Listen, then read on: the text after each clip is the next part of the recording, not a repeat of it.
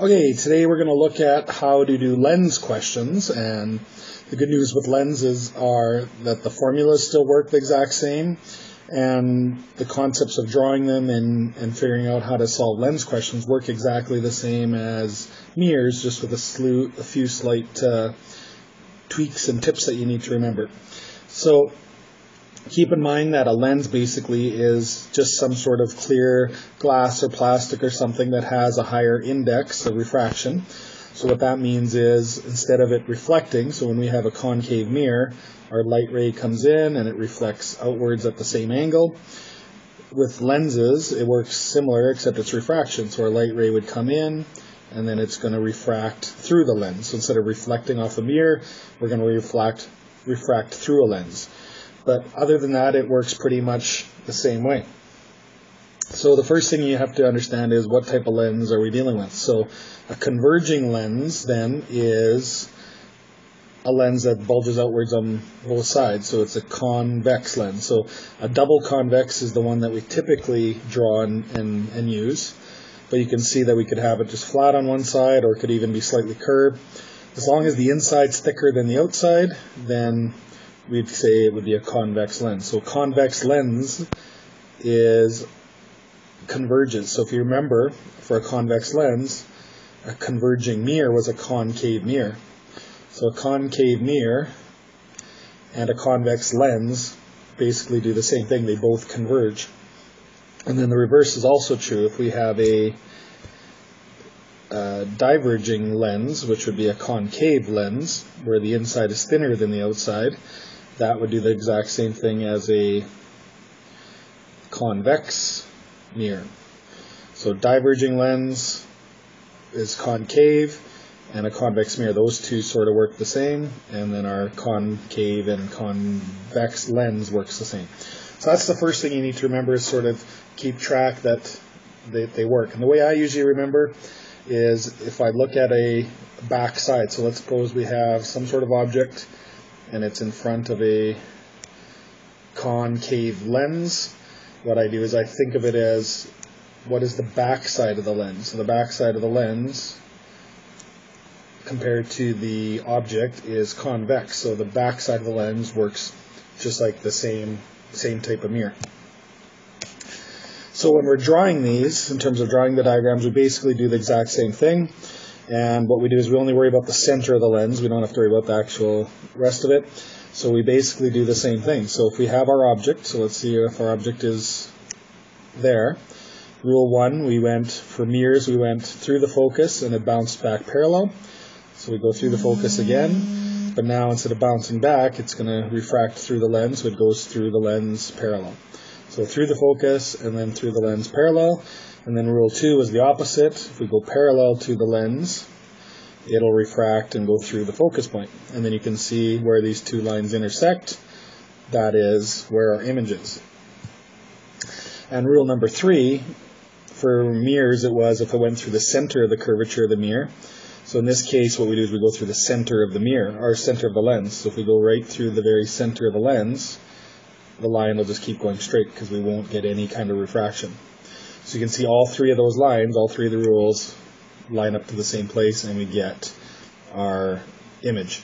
So in this case, we would say because a lens, we want the light to go through and refract through, so we'd still call this a real image, even though it went through the lens, so that's different. Remember, with a mirror, if it's on the front side of the mirror, it's real. If it's on the back side, it's virtual, so that's opposite. Through the lens would be real, and we'd say it's still inverted, and in this case, it's larger. So now let's look at a diverging lens.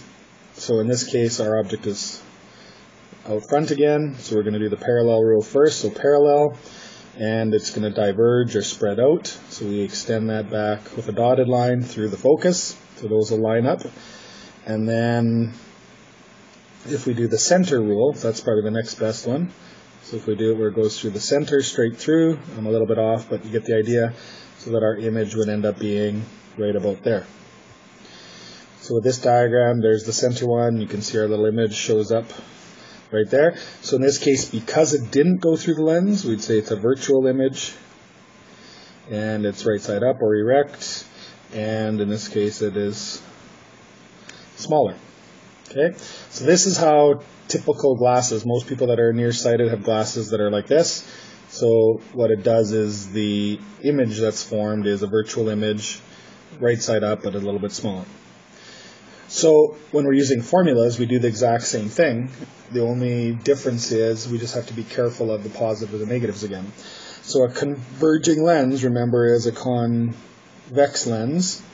So we say our F is positive, and things that are on the other side, so our object was in front, our image was on the other side, we call that a positive. So you want to think of it as if it goes through the lens, it's positive. So a diverging lens was our concave one, and this is one where our object stayed on the front side, so we'd say it has a negative focus. So once again, if you think back to the back side, right, so the back side of this one would be a positive focus, the back side of this one would have our negative focus. And then the same thing, our image doesn't go through the lens, so we call it the virtual, which would be negative. So just that's about the only thing that's different than with mirrors. So let's do this question. So we have 1 over F equals 1 over DO plus 1 over DI. So they tell us it's a converging lens.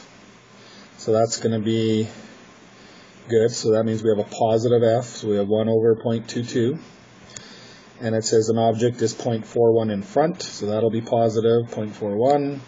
And that actually is asking what is the distance. It is going to be after it goes refracted through the lens, so we'd have 1 over di. So in our calculator, all we have to do is go